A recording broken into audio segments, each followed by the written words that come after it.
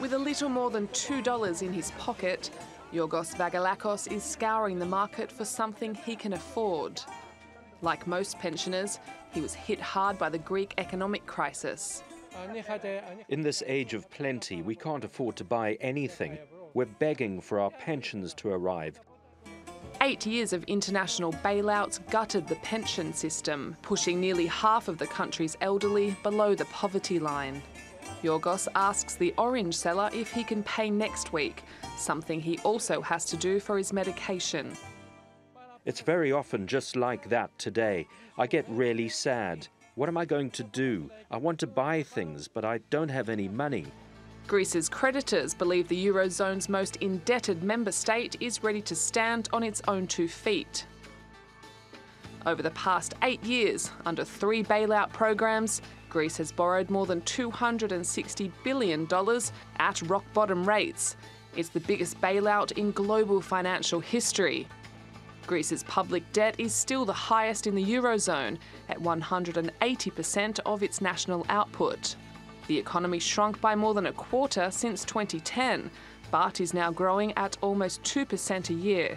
Tourism is booming and unemployment has dropped to around 20%, from a peak of almost 28%. The Greek Prime Minister says Greece's exit from a long-term bailout program is a moment of liberation. The Greek debt deal is indeed our ticket to a new era. An era where we claim responsibility, we take the wheel, where we are responsible for the future of the economy, for the future of this land. But the International Monetary Fund isn't convinced Greece is ready, saying long-term sustainability is uncertain and it will be monitoring its finances. Some reforms were still to come, were not completed, had not yet delivered the benefits that were expected in order to unleash the forces of the Greek economy.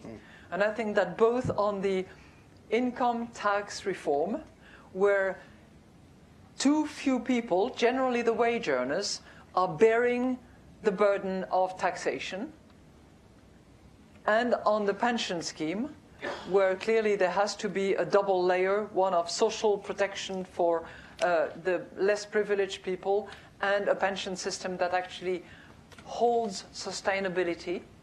Reforms are absolutely needed. There's little for Yorgos and his wife to celebrate. The government has agreed to implement more pension cuts and tax increases in 2019 and 2020. It will never end. Even when the bailouts end, the government says we will have permanent surveillance, which is not a bailout, but a continuous memorial service for us. Yorgos hopes his grandchildren will inherit a healthier economy, and that the days of debt and disaster are now retired. Liz Maddock, TRT World. Well, let's get more on this now from Yannis Koutsomitis. He's a Eurozone affairs analyst and joins me now from Chania in Greece. Welcome to the program. Firstly, let's remind ourselves how Greece got into this debt crisis. It was spending way beyond its means, accruing some $500 billion worth of external debt, and there was rampant tax evasion. So when the financial crisis eventually hit the country, it became, I guess, the worst affected country in the world. But do you believe that as a result of 8 years of this bailout program that Greece has learned its lesson? Well, there's much that has been accomplished in these past years. First of all, the public finances are now almost sound. There is a small surplus in the budget. We should remind ourselves that in 2010, when the bailout started, there was a deficit of 15% of the GDP. Now there is a surplus of almost 1%.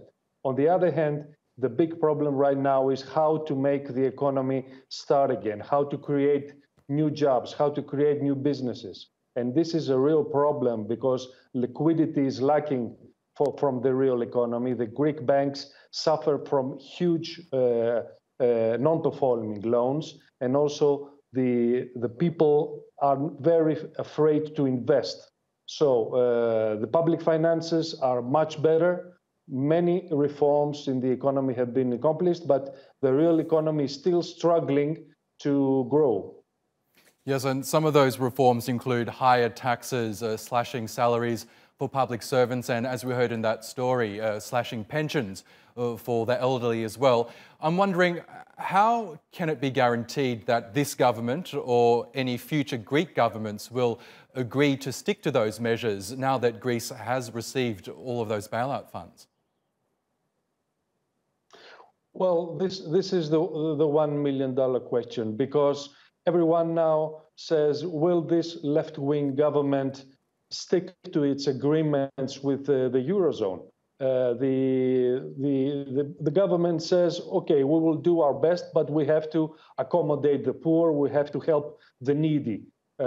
My understanding is that the moment any Greek government, this or the next government, starts going backwards in regards to reforms, the markets will punish Greece again, and there will be no chance of refinancing its needs and its obligations from international markets. So sound policies and new reforms are needed to make the Greek economy grow again. Yes, and just briefly, how would you rate this bailout program over the course of 8 years? Would you call it a success? Well, we can call it a success as Greece did not default disruptively and did not become a pariah state. On the other hand, there was many measures were extreme and they were not implemented enough structural reforms in the beginning of the program to make the economy, to keep the economy growing. Also, there was a real cut in the liquidity to the real economy. So there was a deep depression of 25% in these years and too much austerity. On the other hand, Greece could not survive without a bailout. It would be a disaster. So it was a tough situation, a really tough situation. But at the end, Greece can now earn its sovereignty back. Okay, Yannis Koutsomitis from Chania, thank you for your analysis.